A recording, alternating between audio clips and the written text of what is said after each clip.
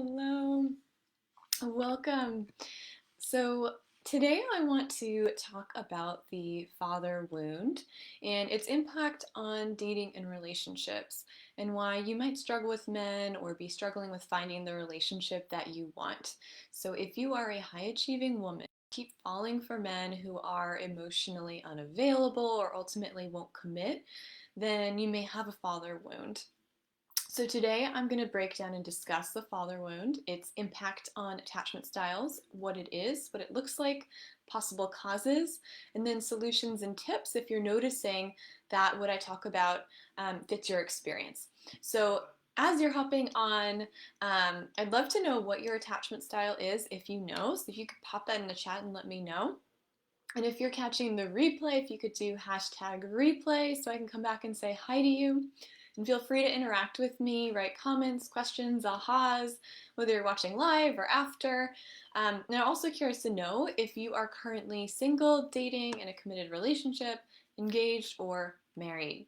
So for those of you who don't know me, I'm Elizabeth, and I'm a dating coach for high achieving women. I focus on helping my clients build self worth, self love, heal wounds and attachment traumas, while also helping them understand men and navigate dating so that they can attract, choose, and then have an incredible relationship with the right man for them. So, my work comes from my own struggle with dating and relationships, which I'll share a little bit about as it relates to the topic that we're going to be discussing today. So, let's start with just like what is a father wound, basic. So father wound refers to father absenteeism, whether emotionally or physically.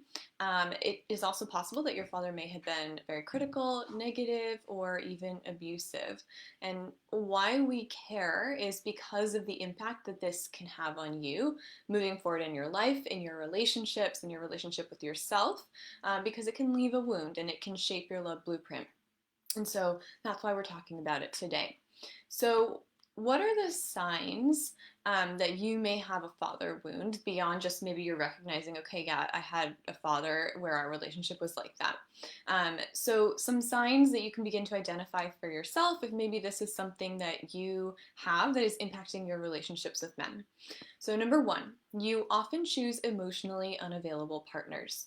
So, this might look in different ways, but some ways it might look you may have ended up in relationships with or just falling for emotionally unavailable men.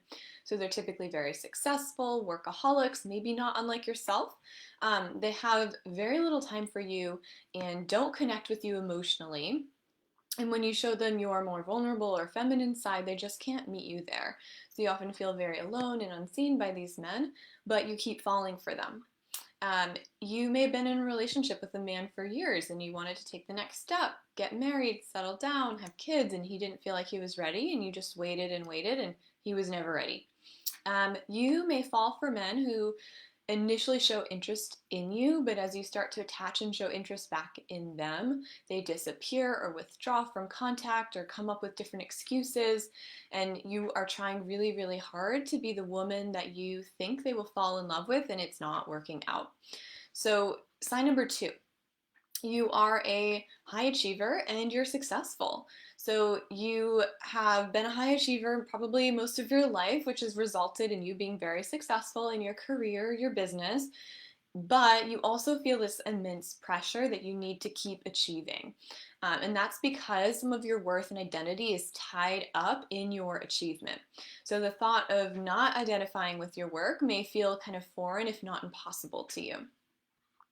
Number three, you experience a lot of relationship anxiety, fear of abandonment. And there's like a underlying, I don't trust men, I don't feel safe with men. So your nervous system is always on high alert, especially around abandonment. So everything a man does is being closely monitored, maybe not consciously, for signs that he might abandon you, disappear, pull away, and everything is being seen through that lens. So he doesn't text a certain amount, he doesn't call a certain amount, he doesn't tell you how he feels about you in a certain way, or he says something that might suggest abandonment, like he's going away or he's looking for ex partner, and you see yourself as not having that or just not good enough. When the abandonment wound is activated, it feels like the ground is falling out from under you. So you feel very anxious, very unsafe, insecure. You feel intense and deep emotional turmoil, maybe pain, kind of like this bottomless pit of anxiety, grief, anguish, and you can't quite understand because it is disproportional to the situation. And unless it's triggered, you are emotionally fine and stable and you've got all your shit together. So basically, you seem fine until it gets triggered, until you start dating, getting more involved with someone. When your partner is, for their reasons, whatever it is, unable to offer you the security that you need, and you end up engaging in different behaviors then to get their attention, nagging, excessive messaging, oversharing, causing fights, trying to pull them closer to you, then pushing them away, deciding it's over before they're saying they actually want to end it, threatening the relationship, or other behaviors that may feel unsettling to your partner and actually result in pushing him away. And there could be a combination of things or events that contributed to you experiencing this anxiety. But growing up with an emotionally or just absent father may have left you with a feeling of, I'm not good enough, and a fear of rejection and abandonment. Especially maybe a fear, if I reveal who I am, I will be rejected or abandoned. So I've got to kind of hide some of myself. And this anxiety overlays this like deeper emotional pain that's unhealed from childhood. And so it's kind of ready to be triggered anytime there's something that might trigger it. So number 4, your boundaries are too rigid or too loose. So if they're too rigid, it's likely that your father was unreliable by not showing up or being present in your life. Maybe he was absent. And you may have decided that you cannot let a man get close to you. You have to protect yourself. You can't trust men. And so you've got these rigid boundaries. You've got lots of barriers. Underneath that, you are feeling this immense loneliness, which these boundaries can cause. If your boundaries are too loose, you may feel that you have to be available to everyone else all the time and to make them happy and to say yes. And so deep down, you feel that to be loved by others, you can't hold your boundary and say no, even if something doesn't feel good to you. So potential causes of like why this is happening, why you're struggling with emotionally unavailable partners or struggling with men. So we subconsciously look for the same dynamic in our romantic relationships that we experienced in childhood, and this is called our subconscious love blueprint. So you have an unconscious desire to repair this father wound by having a relationship with a man that creates a similar feeling or feels familiar to you as what you experienced in childhood with your father, only the hope subconsciously is that this man will actually give you what you needed. So we often gravitate towards something that feels familiar because at least we know what we are dealing with. It feels familiar. We go towards what's familiar. So being in a relationship with someone consistent and reliable can feel potentially emotionally threatening and maybe even unnerving to your nervous system. So your whole life you may have been in denial that there is anything that needs addressing, that there are any problems. But if you've experienced any of the symptoms that I've talked about, that probably isn't true. So, how and if our primary caregivers, your mother and father, met or didn't meet your physical and emotional needs in childhood, while we're not blaming them because they did the best that they could given the circumstances and their own traumas and woundings, it does shape our belief systems, our love blueprint. It impacts how we relate to ourselves and to others and in romantic relationships, to work, to achievement, to children, to our children, to parenting, self-esteem, our mental health, and a lot more as a result of whether or not and how those needs were met that we had. So one impact can be that you carry a father wound. And this just refers to the beliefs that we carry and the woundings that we carry as a result of having had a father who felt unavailable in childhood, whether that was emotionally or physically or both. And or if your father was very critical, negative, maybe even abusive. And that impact has been that it has subconsciously been shaping your self-concept, your love blueprint, and your romantic relationships. So, our parents did the best they could with the resources and the emotional capacity that they had as a result of their own childhood. So this is not to throw stones, point fingers, try to find how I'm a victim. However, when we can locate that root, then we're able to go in and heal and rewire the cause, the core stuff in our patterns. So examples from a childhood and a relationship with your father that may have left a father wound. So number one, your father was away for work a lot and you didn't really know him and he didn't really know you. Number two, your father worked a lot. When he was around, he was usually working and didn't have much time for you, and you were often told to be quiet because your father was tired or in a bad mood and you just didn't have that connection to him. Number three, the primary and maybe only way that your dad connected with you was through some sort of achievement. And it's possible that otherwise he may have been critical of you or just kind of didn't notice you, right? And so you never felt good enough, right? So the achievement could have been sports, academics, or some kind of extracurricular, where if you excelled in that, you would get his attention. You would get what felt like love and validation. So to get his attention, you became really good at doing that thing, and it is created why you are such a high achiever. Number four, you didn't have your father around growing up, whether he was just absent or he died.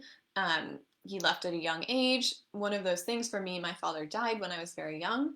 So even though our parents were doing the best they could and loving us in the way that they knew how, as children, we are interpreting what they did or didn't do as having something to do with us, our worthiness, our lovability, who we needed to be to get more love and attention, and what love feels like.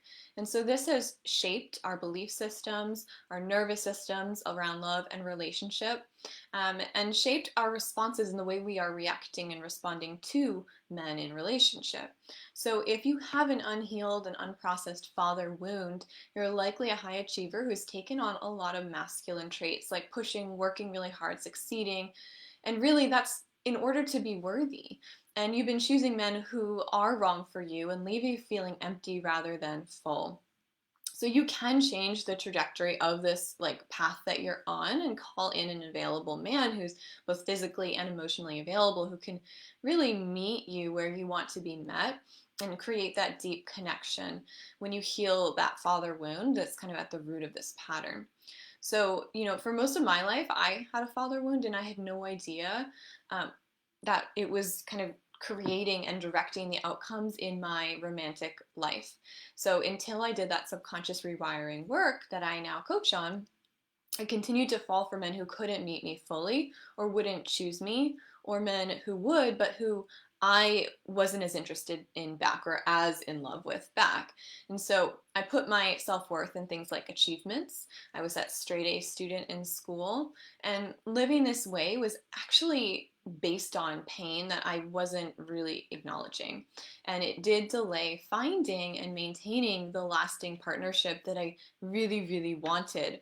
And I couldn't do anything to change that because until I had done that work, it was all just happening at a subconscious level and was in my blind spots, like why I was creating what I was creating. So I just want to share a little bit of my story. Maybe you resonate with this. So my work comes from originally my own struggle in dating and relationships, because for most of my life, dating and relationships were not easy. So I was always falling for like unavailable men, or I was choosing men who I wasn't like as in love with back, but who wouldn't leave me and were way more in love with me than I was with them, subconsciously, not consciously, but subconsciously, so I could be in control, right? I would not be the one who was left, I would do the leaving. So when I got my heart broken for the first time, it was after actually a relatively short dating, right? Not even relationship, and it took me 3 years to fully get over him. I experienced extreme heartbreak. I couldn't eat, felt nauseous, I couldn't focus, I was randomly crying, I was thinking about him obsessively, and though I never reached out to him, I was like rethinking everything that had happened in our time together, and even though I knew he wasn't right for me, I missed him as if we'd like truly been in a relationship. And that was like an extreme response to something that was not very long together, right? There was actually no commitment. And at the time, I didn't realize that that was not a normal response to what had happened, because it wasn't even really a breakup. That was not a normal response. That was all my wounding that was coming up that really needed to be healed. And at the time, I didn't know that. I was just like, that was a really terrible experience of heartbreak. So in my early 20s, I was in an off again, on again, kind of dramatic, emotionally toxic relationship. And I wanted so badly to be loved. But after what happened and the emotional toxicity, which I definitely contributed to due to my own wounding, I became much more fearful, avoidant in my attachment style. So both wanting love and being afraid of getting too close to someone, afraid that they could hurt me or be bad for me. And so I always was in this push-pull with men. So when I got my heart broken for the last time with a man who wasn't truly available for a relationship, and he had told me as much, but I couldn't hear it. I experienced all of like that anxious attachment stuff while dating him and trying so hard to get him to show up for me and want me. I literally tried every trick in the book, all of the things that you can read about what to do to make him fall in love with you or realize you're the one, just to show him how amazing I was. And that didn't work. And so when that didn't work, I got my heart broken again. And it was at that point that I decided I needed to figure out why love wasn't working for me. Because I saw that in all my failed relationships and experiences with dating, there was one common denominator, and that common denominator was me.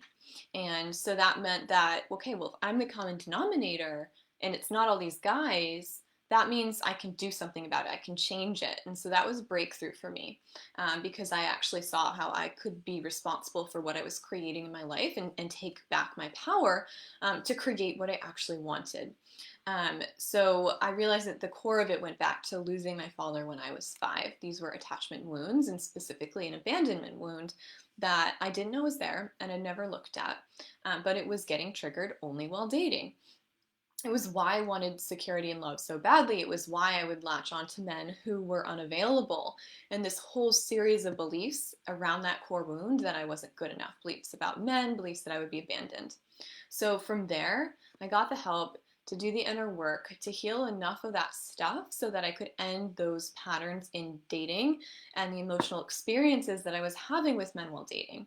So that is when my fiance came into the picture, and it was because of that inner work that I had done that allowed it to happen and to progress.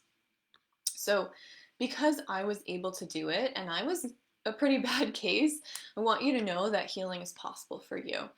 It's the most important step to take if you want to end these patterns with men in your life and attract that really healthy, good relationship for you.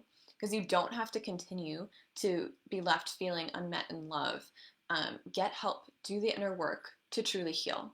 And when I say that, I want to say that I don't mean just another 4 years of therapy, just talking about what happened. I mean actually healing the root of the pattern and getting the coaching around it and the beliefs that are subconsciously driving it, and actually rewiring that for good, because it doesn't have to be there any longer and it doesn't have to take a really long time. Now, this is the work that I help my clients do. So I'm helping my clients with the inner subconscious belief and nervous system work to rewire all of the things that are holding them back from having the love that they want, those core wounds, for example, a father wound, so that they're set up for success with men, so that they are no longer attracting or attracted to the wrong partners for them, or just recreating old situations with new men. So what we are doing is truly healing the root cause at the core of their patterns with men, so that they can find, attract the right man and be able to have that secure, supportive, happy, loving relationship. So this is the deep subconscious reprogramming work. This is work with the body and the nervous system, which is where our core wounds and beliefs are rooted. Healing the inner child as well as other parts, because we don't just have an inner child that needs reintegration. We have a lot of parts that do, as well as just work at the level of thoughts in the conscious mind. And that is the basis. Then I do offer support around the practical aspects of dating, like what to look for, how to approach dating, navigating dating apps and messaging and communication, and all these other more practical pieces, which sometimes we just don't know what we don't know. And if we had some guidance from somebody who could see what we're doing that's not really working, or how to do it better, more effectively, to attract that person, it can make such a difference. So I have one-on-one spots available for clients to work with me in 3 or 6 month packages on this inner transformative work.